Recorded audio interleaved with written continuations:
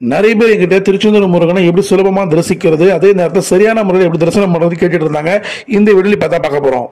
திருச்செந்தூர் முருகா திருவடியே சரணம் சொல்லிக்கிட்டே நீங்க நேரம் முருகல் கோயில் போனீங்கன்னா உங்களுக்கு வேண்டுதல் இருக்கும். அப்படி வேண்டுதல் இருந்ததுன்னா முதல்ல முடி காணிக்கை கொடுத்துருங்க. முடி காணிக்கை குடிச்சிட்டு காது குத்துறதா இருந்தா காதும் கொடுத்து முடிச்சிருங்க.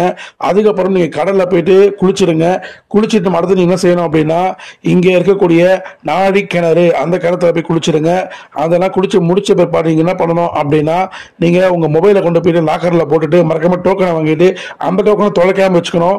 அதையும் பார்த்துக்கிட்டு நீங்க வந்து இந்த மிருகப்பெருமான தரிசிக்கிறதுக்கு முன்னாடி இங்க தூண்டிகை விநாயகரை போய் தரிசனம் பண்ணுங்க. அப்புறமா கருணை கடலை கண்டா போற்றி அப்படின்னு நினைச்சுக்கிட்டு மிருக மேல பாரத்தை போட்டுட்டு முருகனை வேண்டிக்கிட்டே நீங்க வந்து முருகப்பெருமான சுலபமா தரிசிச்சுட்டு நீங்க வெளியே வந்துடலாம்.